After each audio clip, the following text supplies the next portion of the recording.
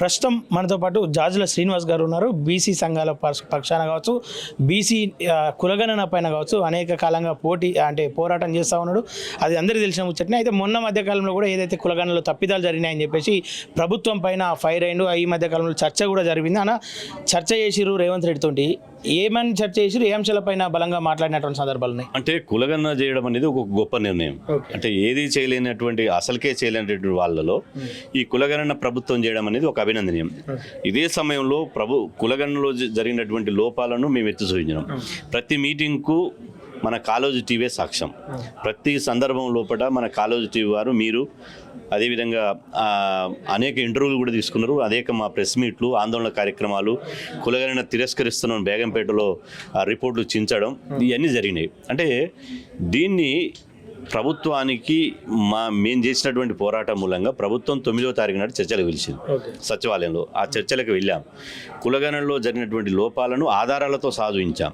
మీరు మంచి కార్యక్రమం చేస్తున్నారు, మేము కాదనట్టలేము. కానీ ఇక్కడ బ్లెండర్ మిస్టేక్ జరిగింది. అగ్రకులాల జనాభా పెరిగింది, బీసీల జనాభా తగ్గింది. దీనిని సరిచేయవలసిన బాధ్యత ఉంది. సరిచేయాలంటే 4 సూచనలు చేశాం. 1, మళ్ళీ రీసర్వే చేయాలి. 2, ఇప్పుడు ఇచ్చినటువంటి రిపోర్టును పునఃసమీక్షించాలి.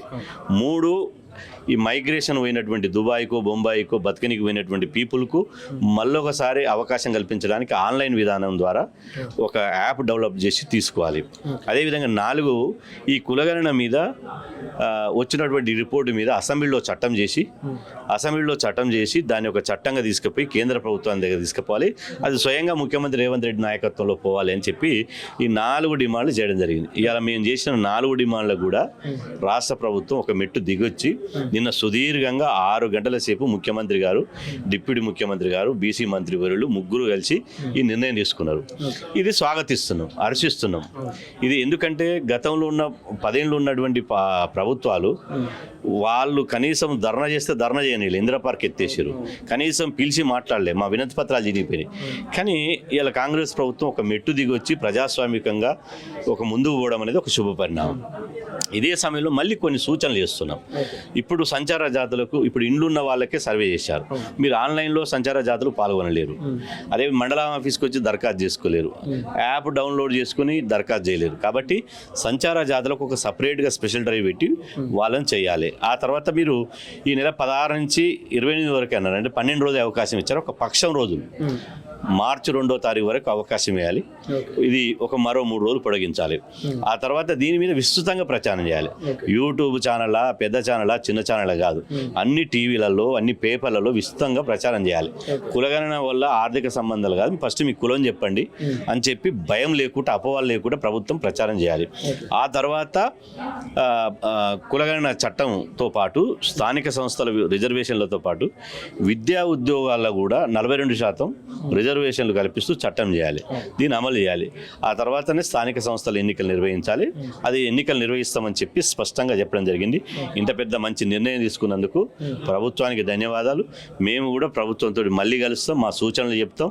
ఏది ఏమైనప్పటికీ బీసీ ప్రజలకు, బీసీ సమాజానికి నేను విజ్ఞప్తి చేస్తున్నా, దయచేసి ఇప్పటి వరకు పాల్గొనండి. నా ఇంటికి వచ్చిరా, నా గల్లీకి వచ్చిరా, నా వీధికి వచ్చిరా కాదు, మనది సామాజిక బాధ్యత. ఆ సామాజిక బాధ్యతతో కులగణనలో పాల్గొనండి. కులగణనలో పాల్గొంటేనే మన కులం లెక్కలు తెలిస్తేనే మనకు రాజకీయ భవిష్యత్తు ఉంటుంది, మనకు సామాజిక భవిష్యత్తు ఉంటుంది, మన పిల్లలకు విద్యా అవకాశాలు ఉంటాయి, మన పిల్లలకు ఉద్యోగ అవకాశాలు ఉంటాయి. మీరు కులగణనలో పాల్గొనకపోతే మాత్రం అన్నింటిలో అన్యాయం జరుగుతుంది.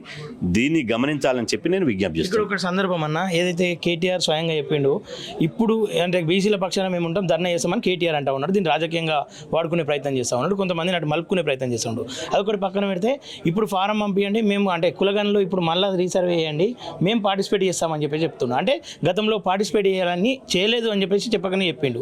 అంటే ఇట్లా పార్టిసిపేట్ చేయని వాళ్ళ గురించి ఏం చెప్తారు మీరు? ఇప్పుడు గతంలో పార్టీ పరంగా కులగణనలో పాల్గొనాలని చెప్పి బీజేపీ పిలుపులేదు, బీఆర్ఎస్ పిలుపునివ్వలేదు. ఈ 2 కులగణన మీద తమాషాలు చేసి కూడా వస్తున్నారు. నేను ఇప్పుడు ఈ పార్టీలకు విజ్ఞప్తి చేసేదంటే, మీ రాజకీయ మైలేజీల కోసం, మీ పేపర్లో హెడ్డింగ్ల కోసం డెడ్ లైన్ పెట్టకండి. మీరు నిజంగా చిత్తశుద్ధి ఉంటే మీరు గతంలో కులగణనలో చేయలేదు, సర్వే చేసిన వివరాలు బయట పెట్టలేదు.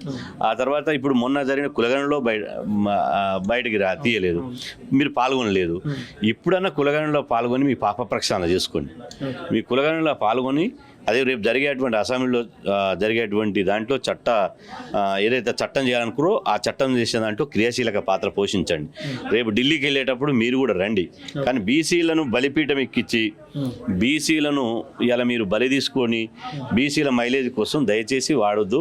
ఒకవేళ మాట్లాడాలనుకుంటే బీఆర్ఎస్ పార్టీలో మా బీసీలు ఉన్నారు, బీజేపీ పార్టీలో మా బీసీలు ఉన్నారు. ముఖ్యంగా బండి సంజయ్ నేను విజ్ఞప్తి చేస్తున్నా, దయచేసి అన్న ఇది రాజకీయం చేయకు. ఇది రేపు బీసీలో ముఖ్యమంత్రి అయితే నీకు కూడా ముఖ్యమంత్రి అయ్యే అవకాశం వస్తుంది. ఓ ఈటల రాజేంద్రన్ ముఖ్యమంత్రి అయ్యే అవకాశం, ఓ డాక్టర్ లక్ష్మణ్ ముఖ్యమంత్రి అయ్యే అవకాశం వస్తుంది. మా ఉద్యమం మీకోసమే. మీరు బీసీ బిడ్డలు ముఖ్యమంత్రులు కావాలని చేస్తున్నాం. దయచేసి అర్థం చేసుకోండి. దయచేసి ఈ రాష్ట్రంలో జరిగిన కులగణ సర్వే తర్వాత, అసెంబ్లీలో చట్టం చేసిన తర్వాత మీరు కేంద్రంలో క్రియాశీలకమైన పాత్ర రోల్ తీసుకోండి. ఈ కులగణ చట్టబద్ధతకు 42% రిజర్వేషన్ చట్టబద్ధతకు అవకాశం కల్పించండి, ప్లాన్ చేయండి. మిమ్మల్ని అంతా బీసీ సమాజం అంతా నెత్తలో పెట్టుకుని ఊరేగిస్తుంది. ఓకే అన్న, ఫైనల్గా ఒక మాట, ఏదైతే అటు ఎంఆర్పిఎస్ నాయకులు కావచ్చు, ఇటు బీసీలు కావచ్చు, అందరు కులాల కోసం పోరాటం చేస్తున్నారు, ఇటు బీసీల కోసం మీలాంటి వాళ్ళు పోరాటం చేస్తున్నారు. తప్పిదాలు జరిగినాయని చెప్పేసి వ్యతిరేకించి ప్రెస్ మీట్లు మీరు పెట్టిరో వాళ్ళు పెట్టిరో, ఈ తప్పిదాలు జరిగినాయని చెప్పేసి ఎవరైతే ప్రెస్ మీట్ పెట్టిరో, ఎవరైతే సీరియస్ అయ్యారో, ఎవరైతే యుద్ధాన్ని ప్రకటించారో వాళ్ళని పిలుచుకొని రేవంత్ రెడ్డి చర్చించడం పట్ల మీ అభిప్రాయం ఏంటి? ఇప్పుడు ఒక గొప్ప అంటే వాస్తవంగా కాంగ్రెస్ ప్రజాస్వామికంగా ప్రజలు ఎవరైతే నిజంగా అన్యాయం జరిగిందని పోరాటం చేస్తారో వాళ్ళని పిలిచి చర్చించడం అనేది ఒక ప్రజాస్వామిక లక్షణం. ఆ లక్షణాన్ని 100% సంపూర్ణంగా వీళ్ళు అవలంబిస్తారని నేను అనుకుంటున్నాను. ఎందుకంటే ఇలా మేము చేసేటువంటి పోరాటం ప్రతిపక్షాల మీద కాదు. మేము పోరాటం చేస్తే ప్రతిపక్షాలు స్పందిస్తే లాభం లేదు, ప్రభుత్వ పక్షాలు స్పందించాలి. కాబట్టి ప్రభుత్వం స్పందిస్తుంది, కాకపోతే కొద్ది వెనుక ముందు లేటు కావచ్చు కాక, కానీ ప్రభుత్వం ఏదేమైనప్పటికీ స్పందించడం శుభ పరిణామం. ఇది భవిష్యత్తులో ఏ ప్రభుత్వం ఉన్నా ఇదే సంప్రదాయాన్ని, ఇదే ఒరవడిని కొనసాగించేటువంటి ఈ ప్రభుత్వాన్ని చూసి నేర్చుకుంటారు. కాబట్టి గతంలో ఉన్న ప్రభుత్వానికి ఇప్పుడున్నటువంటి ప్రభుత్వానికి, అప్పుడున్న ప్రభుత్వాలు ఇందిరా పార్క్ని ఎత్తేసినాయి, అదేవిధంగా ధర్నా కేంద్రాలను ఎత్తేసారు, ఆందోళన చేస్తే జైళ్ళలో వేసారు, వినతి పత్రాలు ఇద్దామంటే కనీసం 56 రోజులు ఆర్టీసీ సమ్మె చేస్తే కనీసం పిలిచి చర్చించలేదు. అదేవిధంగా ఇలా ఒక నియంత పాలనగా చూశారు. కాబట్టి ఏదేమైనప్పటికీ ఇప్పుడు కొద్దిగా పిలిచి అటు ఎంఆర్పిఎస్ ఉద్యమం కానీ, ఇటు బీసీ ఉద్యమం కానీ, ఇవాళ మేము మొన్న లక్షలాది మందితోటి చెలో హైదరాబాద్ దిగ్బంధం పిలిపించినాం. మేము పిలిపించిన తెల్లారే ముఖ్యమంత్రి గారు సమావేశం పెట్టి ఒక సానుకూలమైన నిర్ణయం తీసుకున్నాం. కాబట్టి దాన్ని కూడా మేము తాత్కాలికంగా వాయిదా వేస్తున్నాం. ఏదేమైనప్పటికీ ఒక ప్రజాస్వామికంగా వివరించడం వల్ల కాంగ్రెస్ పార్టీకే మంచి జరుగుతుందని నేను ఆశిస్తున్నాను.